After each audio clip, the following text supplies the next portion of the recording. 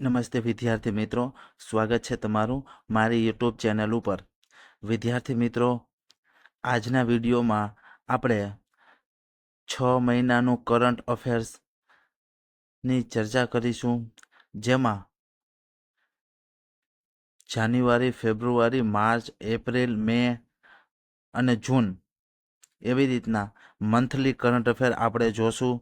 દરેક વિડીયોમાં એક મંથનું કરંટ અફેરની ચર્ચા કરીશું, જે એન્જલ એકેડેમી ગાંધીનગર સામંત ગઢવીનું છે. તેમાંથી આપણે ચર્ચા કરવાના છીએ. તો વિદ્યાર્થી મિત્રો, વિડીયોને છેલ્લે સુધી જોજો અને મારી ચેનલમાં નવા હોય તો ચેનલને જરૂરથી એક સબસ્ક્રાઈબ કરી દેજો. તો ચાલો વિદ્યાર્થી મિત્રો, 14 તારીખે રેવન્યુ તલાટીની પરીક્ષા છે, તો તેમના માટે ખૂબ મહત્ત્વપૂર્ણ કરંટ અફેર છે.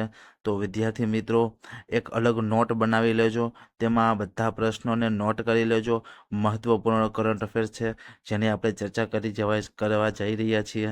તો વિદ્યાર્થી મિત્રો, કરંટ અફેરમાં આજે આપણે જાન્યુઆરીનું મંથલી કરંટ અફેરની ચર્ચા કરીશું, ત્યાર પછી ફેબ્રુઆરીની કરીશું, એવી રીતે જૂન સુધીની આપણે કરંટ અફેરની ચર્ચા કરીશું. તો ચાલો વિદ્યાર્થી મિત્રો, ચર્ચા કરીએ જાન્યુઆરી મંથનું કરંટ અફેર. સંપૂર્ણપણે કરંટ અફેર જાન્યુઆરી 2025ની ચર્ચા કરવાના છે, જે પરીક્ષામાં પૂછાઈ શકે તેવા પ્રશ્નો છે. એન્જલ એકેડેમી સામંત ગઢવી, જે ગાંધીનગરની એકેડેમી છે, તેમનું આપણે કરંટ અફેર જોઈશું. તો ચાલો વિદ્યાર્થી મિત્રો, સમય નહીં બગાડતા વિડીયોને શરૂઆત કરીએ. સૌથી પહેલાં આપણે જોઈ સર્વે ઓફ ઇન્ડિયા SOIના વર્ષ 2023-24ના નવા આંકડા મુજબ ભારતના દરિયા કિનારાની કુલ લંબાઈ 11,098.81 કિમી અને ગુજરાતના દરિયા કિનારાની કુલ લંબાઈ 2340.62 કિમી જાહેર. ત્યાર પછી જોઈ આ સર્વે મુજબ સૌથી લાંબો દરિયાઓ કિનારો ધરાવતા રાજ્યો અનુક્રમે ગુજરાત, તમિલનાડુ અને આંધ્રપ્રદેશ બની ગયા છે.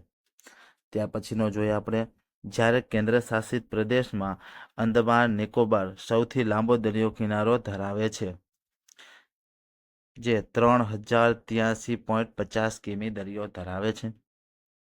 ત્યાર પછીનો પ્રશ્ન, તાજેતરમાં કેરળના કપ્પડ અને ચાલ દરિયા કિનારાને ડેનમાર્કની NGO foundation for environmental education FEE દ્વારા આંતરરાષ્ટ્રીય બ્લુ ફ્લેગ સર્ટિફિકેટ આપવામાં આવ્યું છે. ત્યાર પછી જોઈએ આપણે, ઉત્તર પ્રદેશના પ્રયાગરાજમાં વર્ષ 2025 મહાકુંભનું આયોજન કરવામાં આવ્યું હતું. ત્યાર પછી જોઈ કુંભ મેળાનું આયોજન હરિદ્વાર, પ્રયાગરાજ, નાસિક અને ઉજ્જૈન ખાતે કરવામાં આવે છે. અર્ધકુંભ 6 વર્ષે, પૂર્ણ કુંભ 12 વર્ષે અને મહાકુંભ 144 વર્ષે યોજાય છે. ત્યાર પછી આપણે આગળ ચર્ચા કરી, પ્રયાગરાજમાં ગંગા, યમુના અને સરસ્વતીના ત્રિવેણી સંગમ ઉપર કુંભ મેળો યોજાય છે. ત્યાર પછી જોઈ આઝાદી બાદ ઉત્તરાખંડ UCC લાગુ કરનાર પ્રથમ રાજ્ય બન્યું. ત્યાર પછીનો પ્રશ્ન, ગુજરાતમાં UCCની તપાસ કરવા માટે રંજના દેસાઈની અધ્યક્ષતામાં 5 સભ્યોની સમિતિની રચના કરવામાં આવી છે. ત્યાર પછી તાજેતરમાં ગુજરાતના ગાંધીનગર ખાતે પ્રથમ BIMSTEC યુવા સમિતિ 2025નું આયોજન થયું હતું. ત્યાર પછી જેનું ઉદ્ઘાટન કેન્દ્રીય યુવા બાબતો અને રમતગમતના મંત્રી મનસુખ માંડવિયા દ્વારા કરવામાં આવ્યું હતું. તાજેતરમાં ગુજરાત રાજ્યના આરોગ્ય મંત્રી ઋષિકેશ પટેલ દ્વારા ગાંધીનગર ખાતેથી રાજ્ય કક્ષાની પ્રથમ સ્વાસ્થ્ય પરિષદ 2025નો શુભારંભ કરવામાં આવ્યો હતો. ત્યાર પછી જોઈ તાજેતરમાં કેન્દ્રીય ગૃહમંત્રી અમિત શાહના હસ્તે વડનગર ખાતે ભારતનું સૌથી મોટું અને પ્રથમ આર્કિયોલોજીકલ એક્સપિરિયન્સ મ્યુઝિયમનું લોકાર્પણ કરવામાં આવ્યું છે. ત્યાર પછી સ્ટાર્ટઅપ પોલિસી સફળ રીતે લાગુ કરનાર ગુજરાત ભારતમાં પ્રથમ રાજ્ય બન્યું. ત્યાર પછી આગળ ચર્ચા કરી. સ્ટાર્ટઅપ આરોગ્ય સંભાળ, આઈટી સેવાઓ અને કૃષિ જેવા ક્ષેત્રોનો સમાવેશ થાય છે. ત્યાર પછી ભારતીય સેનાએ પ્રથમ વખત મહારાષ્ટ્રના પુણે ખાતે 77મા સેના દિવસની ઉજવણી કરી હતી. 77મા સેના દિવસ 2025ની થીમ સમર્થ ભારત સમક્ષ સેના મોસ્ટ આઈએમપી છે. ત્યાર પછી ભારતમાં દર વર્ષે 15 જાન્યુઆરીના રોજ સેના દિવસ તરીકે ઉજવવામાં આવે છે.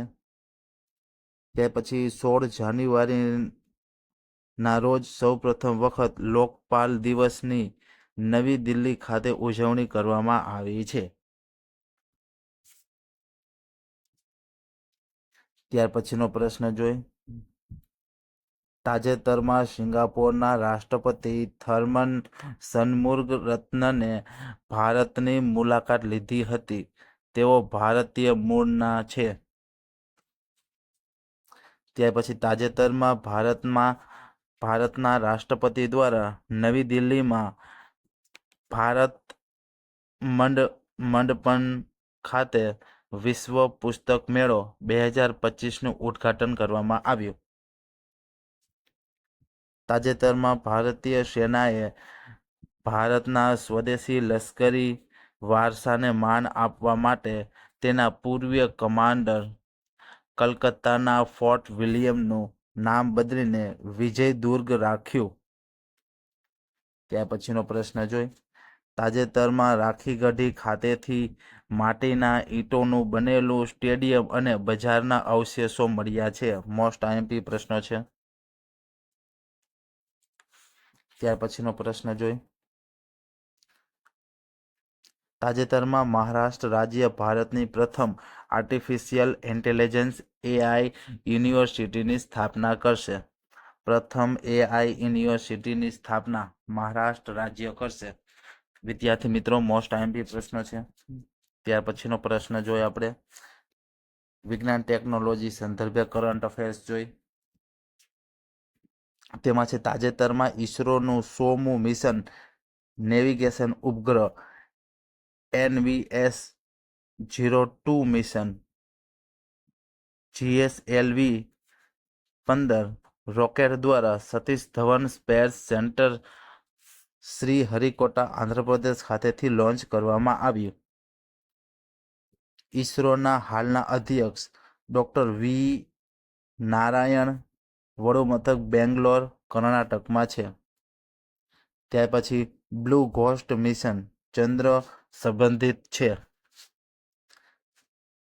તાજેતરમાં વર્ષ 2025માં બેંગ્લોર સ્થિત ભારતીય અવકાશ સ્ટાર્ટઅપ દિગંતરા દ્વારા વિકસિત space camera for object tracking SCOT મિશનનું સફળ પ્રક્ષેપણ કરવામાં આવ્યું હતું. ત્યાર પછી સંરક્ષણ જોઈ. તાજેતરમાં DRDO દ્વારા નિર્માણ નાગ MK-2 એન્ટી-ટેક મિસાઇલનું રાજસ્થાન ખાતે સફળ પરીક્ષણ કરવામાં આવ્યું. ત્યાર પછી તાજેતરમાં ભારતીય નૌકાદળ દ્વારા હિન્દ મહાસાગરમાં ટ્રોપેક્સ 2025નું આયોજન કરવામાં આવ્યું. ત્યાર પછી તાજેતરમાં ભારત અને ઇજિપ્ત વચ્ચે રાજસ્થાન ખાતે સાયક્લોન 3 2025નું સંયુક્ત લશ્કરી કવાયત યોજાઈ હતી. ત્યાર પછી તાજેતરમાં લર્સ એન્ડ ટુર્બો LNT દ્વારા ભારતીય નૌસેના માટે નિર્મિત ભારતના દ્વિતીય સ્વદેશી multi purpose vessel MPV INS ઉત્કર્ષને ચેન્નઈના કટ્ટુપલ્લી શિપયાર્ડ ખાતેથી લોન્ચ કરવામાં આવ્યું. ત્યાર પછીનો જોઈ.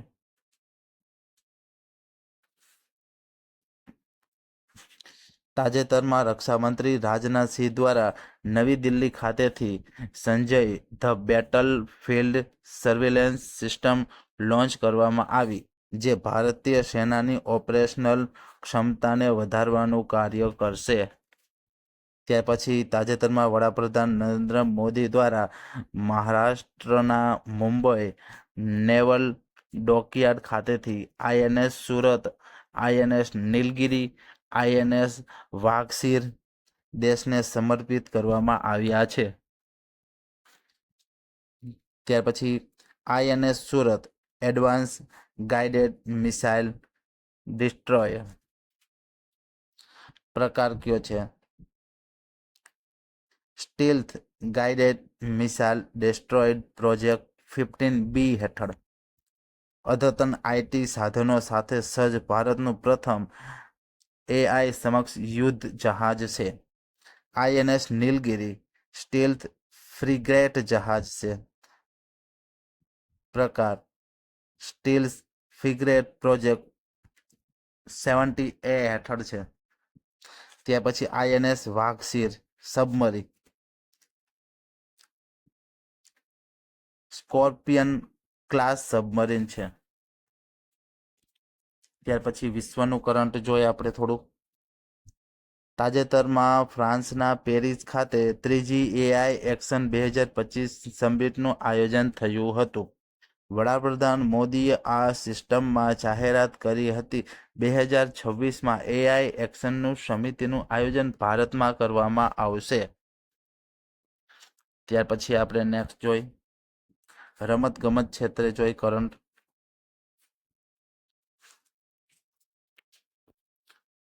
તાજેતરમાં પ્રથમ ખો-ખો વર્લ્ડ કપ 2025નું આયોજન નવી દિલ્હી ખાતે કરવામાં આવ્યું છે. ત્યાર પછી પ્રથમ ખો-ખો વર્લ્ડ કપ 2025માં ભારતીય પુરુષ અને મહિલા ટીમ નેપાળને હરાવીને વિજેતા બની હતી.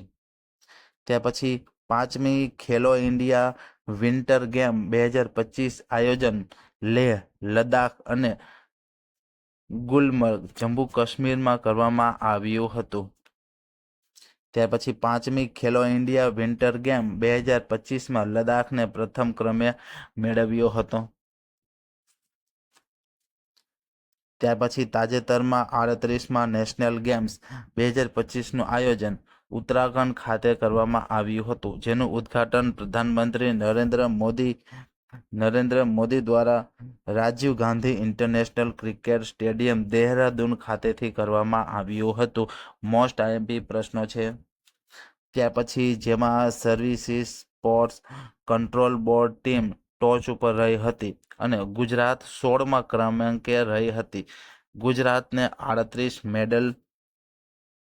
ત્યાર પછી તાજેતરમાં ICC કુઆલાલંપુર મલેશિયામાં આયોજિત દ્વિતીય મહિલા under T20 cricket world cup 2025માં ભારત સાઉથ આફ્રિકાને હરાવીને વિજેતા બન્યું.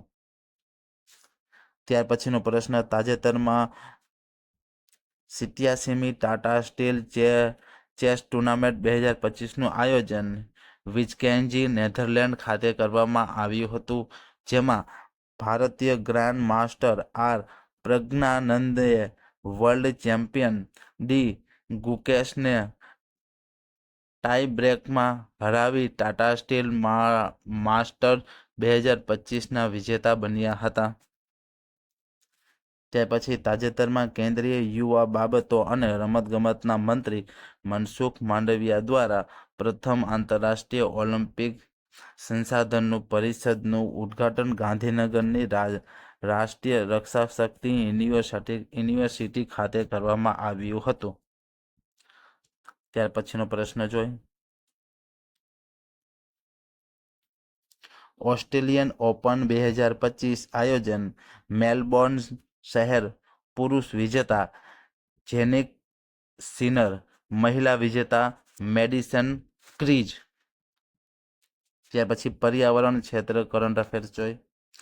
તાજેતરમાં ન્યૂયોર્ક ખાતે આવેલ વર્લ્ડ મોન્યુમેન્ટ્સ ફંડ WMF દ્વારા જાહેર કરવામાં આવેલી વર્લ્ડ મોન્યુમેન્ટ્સ વોચ લિસ્ટ 2025માં ભારતની 2 સાઇટનો સમાવેશ કરવામાં આવ્યો છે, જેમાં ગુજરાતની ભુજ ઐતિહાસિક જળ પ્રણાલી, હમીરસર તળાવ અને તેલંગાણાની મુસી નદી ઐતિહાસિક ઇમારતોનો સમાવેશ થાય છે. તે પછી ભારતના 4 સ્થળોનો રામસર સાઇટમાં સમાવેશ. તાજેતરમાં ભારતના 4 સ્થળોને રામસર સાઇટમાં સમાવેશ કરવામાં આવ્યો છે. આ સાથે દેશમાં હાલ કુલ રામસર સાઇટની સંખ્યા 89 થઈ છે. 89 રામસર સાઇટ સાથે ભારત એશિયામાં સર્વાધિક રામસર સાઇટ ધરાવતો દેશ બની ગયો છે. મોસ્ટ આઈએમપી પ્રશ્નો છે, યાદ રાખજો. ભારતની 4 નવી રામસર સાઇટ કઈ આવી છે, જેની ચર્ચા આપણે કરી. એમાં સૌથી પહેલા સક્કરકોટાઈ પક્ષી અભયારણ્ય, જે તમિલનાડુ ખાતે છે.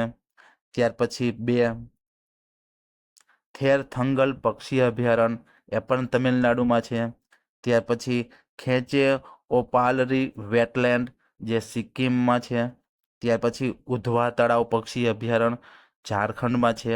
4 નવી રામસર સાઇટ આવેલી છે. તો વિદ્યાર્થી મિત્રો ખાસ યાદ રાખજો, તલાટીમાં મોસ્ટ આઈએમપી પ્રશ્નો છે. વિડીયો પસંદ આવતો હોય તો વિડીયોને લાઇક કરતા રહેજો વિદ્યાર્થી મિત્રો, અને તૈયારી કરતા તમારા મિત્રો સુધી શેર કરજો. આપણે પરીક્ષા આવતા 6 મહિનાનું કરંટ અફેર પૂર્ણ કરવાનું છે. તો વિદ્યાર્થી મિત્રો, ચેનલમાં નવા હોય તો ચેનલને જરૂરથી સબસ્ક્રાઇબ કરી લેજો. ત્યાર પછીનો પ્રશ્ન જોઈ. તાજેતરમાં રામસર સંમેલનની 64મી સ્ટેન્ડિંગ કમિટીની બેઠકમાં જાહેર કરેલ 31 વેટલેન્ડ શહેરોની યાદીમાં ભારતના પ્રથમ 2 શહેરો, એક છે ઇન્દોર, જે મધ્યપ્રદેશનું છે, ઉદયપુર રાજસ્થાનનું છે, બંનેનો સમાવેશ કરવામાં આવ્યો છે. ઇન્દોર અને ઉદયપુર બંનેનો સમાવેશ કરવામાં આવ્યો છે રામસર સાઇટ 64મી સ્ટેન્ડિંગ કમિટી બેઠકમાં. ત્યાર પછીનો પ્રશ્ન, ભારતના પ્રથમ ઓર્ગેનિક રાજ્ય સિક્કિમમાં સોરેંગ જિલ્લામાં ભારતનું પ્રથમ ઓર્ગેનિક ફિશરીઝ કલ્ચરનું ઉદ્ઘાટન કર્યું હતું.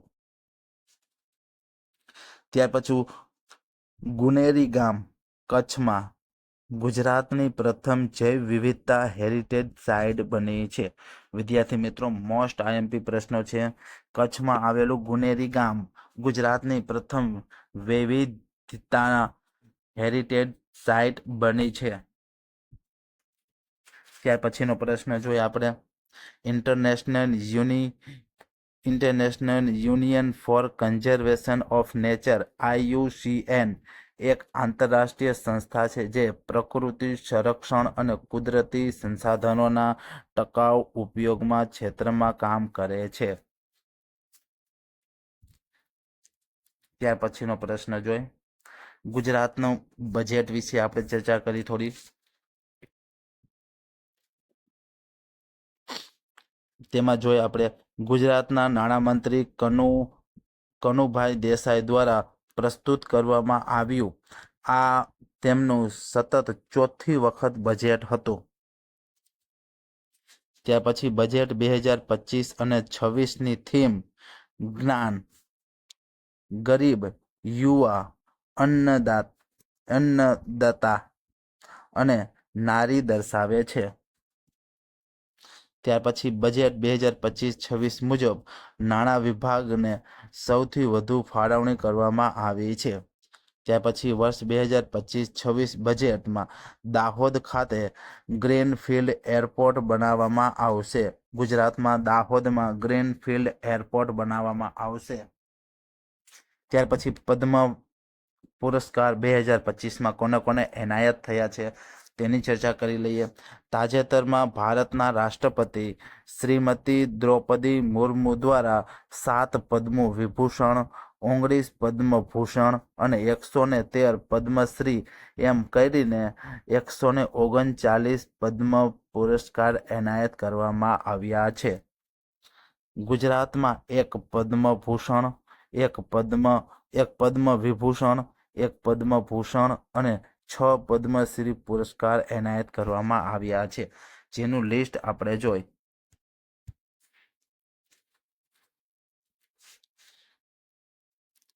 પદ્મ વિભૂષણ. કુમુદિની રજનીકાંત લાખિયા જે કલા ક્ષેત્રે પદ્મ વિભૂષણ મળ્યું છે. ત્યાર પછી પંકજ પટેલને પદ્મભૂષણ મળ્યું છે વ્યાપાર અને ઉદ્યોગ માટે. ત્યાર પછી ચંદ્રકાંત શેઠ મરણોપરાંત પદ્મશ્રી મળેલો છે સાહિત્ય અને શિક્ષણ ક્ષેત્રે. ત્યાર પછી તુષાર દુર્ગેશભાઈ શુક્લને સાહિત્ય અને શિક્ષણ ક્ષેત્રે પદ્મશ્રી મળેલું છે. ત્યાર પછી ચંદ્રકાંત સોમપુરા પદ્મશ્રી મળેલું છે આર્કિટેક્ચર માટે. ત્યાર પછી પરમાર લવજીભાઈ નાગજીભાઈ જેને કલા ક્ષેત્રે પદ્મશ્રી મળેલું છે. ત્યાર પછી રતન કુમાર પારીમુ કલા ક્ષેત્રે પદ્મશ્રી મળેલું છે. સુરેશભાઈ હરિલાલ સોની સામાજિક કાર્ય માટે પદ્મશ્રી મળેલું છે. ત્યાર પછીનો નેક્સ્ટ જોઈએ આપણે એવોર્ડ વિશે થોડી ચર્ચા કરી. 67મો ગ્રેમી એવોર્ડ સંગીત ક્ષેત્રમાં અમેરિકન ગાયિકા બિયોન્સેને અને આલ્બમ કાઉબોય કાર્ટર માટે મળેલો. આ એવોર્ડનું આયોજન લોસ એન્જેલેસના ક્રિપ્ટો.com એરિના ખાતે થયું હતું. ત્યાર પછી ભારતીય અમેરિકન સંગીતકાર ચંદ્રિકા ટંડને તેના આલ્બમ ત્રિવેણી માટે બેસ્ટ ન્યૂ એજ આલ્બમ કેટેગરીમાં વર્ષ 2025નો ગ્રેમી એવોર્ડ જીત્યો હતો. ત્યાર પછી 82મો ગોલ્ડન ગ્લોબ એવોર્ડ 2025માં ધ બ્રુટાલિસ્ટ ફિલ્મને શ્રેષ્ઠ ફિલ્મ ડ્રામાનો પુરસ્કાર એનાયત કરવામાં આવ્યો હતો. આ એવોર્ડનું આયોજન અમેરિકાના કેલિફોર્નિયા સ્થિત બેવલી હિલ્ટન ખાતે કરવામાં આવેલું હતું. ત્યાર પછી બીસીસીઆઈ વાર્ષિક પુરસ્કાર 2025 જેમાં colonel C K. Naidu lifetime achievement award Sachin તેંડુલકરને એનાયત કરવામાં આવ્યો છે. ત્યાર પછી શ્રેષ્ઠ આંતરરાષ્ટ્રીય ક્રિકેટ મહિલા સ્મૃતિ માંધાનાને એનાયત કરવામાં આવ્યો છે. ત્યાર પછી બીસીસીઆઈ સ્પેશિયલ એવોર્ડ રવિચંદ્ર અશ્વિનને એનાયત કરવામાં આવ્યો છે. મોસ્ટ આઈએમપી છે, યાદ રાખજો, રેવન્યુ તલાટીમાં પૂછાઈ શકે તેવા પ્રશ્નો છે. ત્યાર પછીનો પ્રશ્ન જોઈએ આપણે. તાજેતરમાં પ્રધાનમંત્રી નરેન્દ્ર મોદી દ્વારા જમ્મુ અને કાશ્મીરમાં સોમમર્ગ ટનલ જેડ-મોર્સ ટનલનું ઉદ્ઘાટન કરવામાં આવ્યું હતું. વડાપ્રધાન નરેન્દ્ર મોદીએ તમિલનાડુના રામેશ્વર ખાતે ભારતના પ્રથમ vertical lift railway sea bridge Pamban બ્રિજનું ઉદ્ઘાટન કર્યું. ત્યાર પછી તાજેતરમાં વર્ષ 2025માં વડાપ્રધાન નરેન્દ્ર મોદી દ્વારા ઓડિશાના ભુવનેશ્વર ખાતે 18મા પ્રવાસી ભારતીય દિવસ સંમેલનનું ઉદ્ઘાટન કર્યું હતું. પ્રવાસી દિવસ 9 જાન્યુઆરી તરીકે ઓળખાય છે. ત્યાર પછી આ સંમેલનના મુખ્ય અતિથિ તરીકે ત્રિનિદાદ અને ટોરબેગો ગણરાજ્યના રાષ્ટ્રપતિ ક્રિસ્ટિન કાર્લા કંગાલુ હાજર રહ્યા હતા. તાજેતરમાં કેન્દ્રીય વાણિજ્ય અને ઉદ્યોગ મંત્રી પિયુષ ગોયલ દ્વારા નવી દિલ્હી ખાતે રાષ્ટ્રીય હળદર બોર્ડનું ઉદ્ઘાટન કરવામાં આવ્યું. આ બોર્ડનું મુખ્ય મથક નિઝામાબાદ એટલે કે તેલંગાણા ખાતે સ્થાપવામાં આવેલ છે. દેશનું પ્રથમ સફેદ વાઘ પ્રજનન કેન્દ્ર મધ્યપ્રદેશનો રેવા જિલ્લો છે. તાજેતરમાં ભારત વિશ્વનો 7મો સૌથી મોટો કોફી ઉત્પાદક દેશ બન્યો છે, પ્રથમ બ્રાઝિલ આવે. ત્યાર પછી 26મી જાન્યુઆરી 2025 ભારતનો 76મો ગણતંત્ર દિવસ. તેમાં જોઈએ આપણે ગણતંત્ર દિવસ 2025ની થીમ સ્વર્ણિમ ભારત વિરાસત ઓર વિકાસ. ગણતંત્ર 2025ના મુખ્ય અતિથિ ઇન્ડોનેશિયાના રાષ્ટ્રપતિ પ્રબોવો સુબિયાન્ટો. ત્યાર પછીનો પ્રશ્ન જોઈએ આપણે. આ પ્રસંગ નિમિત્તે નવી દિલ્હીના કર્તવ્ય પંથ, જૂનું નામ રાજપંથ છે, નવું કર્તવ્ય પંથ પર 16 રાજ્યો, કેન્દ્ર શાસિત પ્રદેશો અને કેન્દ્ર સરકારના 10 મંત્રાલયો વિભાગોના ટેબ્લો પ્રદર્શિત કરવામાં આવ્યા હતા. દર વર્ષે 2 શ્રેણીમાં ક્ષેત્રે ટેબ્લોની પસંદગી કરવામાં આવે છે. એક, જજીસ choice category, people's choice award. ગણતંત્ર દિન પરેડમાં ઉત્તર પ્રદેશના ટેબ્લોને જજીસ ચોઇસ કેટેગરીમાં પ્રથમ સ્થાન મળ્યું છે. ગણતંત્ર પરેડમાં ગુજરાતના ટેબ્લોને સતત ત્રીજા વર્ષે પીપલ્સ ચોઇસ એવોર્ડમાં પ્રથમ સ્થાન મળ્યું છે. ગુજરાતના ટેબ્લોના મુખ્ય આકર્ષક વડનગર કે આનાતપુરનું Kirti Toran, statue of unity, પિઠોરાના ચિત્રો, મણિયારો, રાસ નૃત્ય હતું. આ પરેડમાં સૌપ્રથમવાર હિમાચલ પ્રદેશનું પ્રાચીન લોકનૃત્ય સિંધુ રજૂ કરવામાં આવ્યું હતું. ગુજરાત રાજ્ય ટેબ્લોની થીમ સ્વર્ણિમ ભારત વિરાસત ઓર વિકાસ હતી. 76મા ગણતંત્ર દિવસની રાજ્ય કક્ષાની ઉજવણી વાપી જિલ્લાના વાલોડ તાલુકાના બાજીપુરા ખાતે કરવામાં આવ્યું હતું. ત્યાર પછી કેન્દ્રીય બજેટ 2025-26ની ચર્ચા કરી.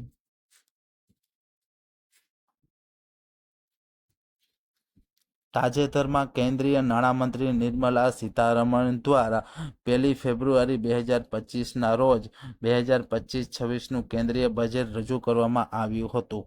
આ તેમનું સતત 8મી વખત બજેટ છે.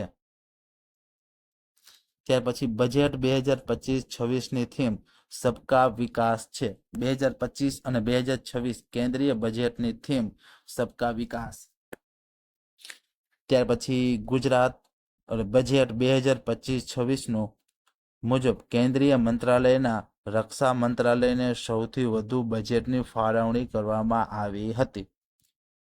કઠોળમાં આત્મનિર્ભરતા મિશન અંતર્ગત તુવેર દાળ, અડદ અને મસૂર જેવા કઠોળના ઉત્પાદનના ભાવ ઉપર ધ્યાન કેન્દ્રિત કરીને 6 વર્ષ માટે કઠોળના આત્મનિર્ભરતા મિશન શરૂ કરવામાં આવ્યું હતું. ત્યાર પછી બિહારના મખાના બોર્ડની સ્થાપના કરવામાં આવી. બજેટ 2025-26 મુજબ અસમમાં વાર્ષિક 12.7 લાખ મેટ્રિક ટનની ક્ષમતા ધરાવતો યુરિયા પ્લાન્ટ સ્થાપિત કરવામાં આવશે. બજેટ 2025-26 મુજબ શિક્ષણ વિભાગ માટે આર્ટિફિશિયલ ઇન્ટેલિજન્સ ઉત્કૃષ્ટતા કેન્દ્રની સ્થાપના કરવામાં આવશે. બજેટ 2025-26 મુજબ બિહારમાં બ્રાઉન ફિલ્ડ અને ગ્રીન ફિલ્ડ હવાઈ મથકોની જાહેરાત કરવામાં આવશે. વિદ્યાર્થી મિત્રો, આજે આપણે આજના વિડીયોમાં જાન્યુઆરી મંથનું સંપૂર્ણ કરંટ અફેર્સની ચર્ચા કરેલી છે. હવે પછીના નેક્સ્ટ વિડીયોમાં ફેબ્રુઆરી મંથનું સંપૂર્ણ કરંટ અફેર્સ જે એન્જલ એકેડેમી સામત ગઢવીનું છે તેમની આપણે ચર્ચા કરીશું. તો વિદ્યાર્થી મિત્રો, વિડીયો પસંદ આવ્યો હોય તો વિડીયોને એક લાઈક કરી દેજો અને મારી ચેનલમાં જો તમે નવા હોય તો ચેનલને જરૂરથી સબસ્ક્રાઈબ કરી દેજો. મળીએ હવે એક નવા વિડીયો સાથે.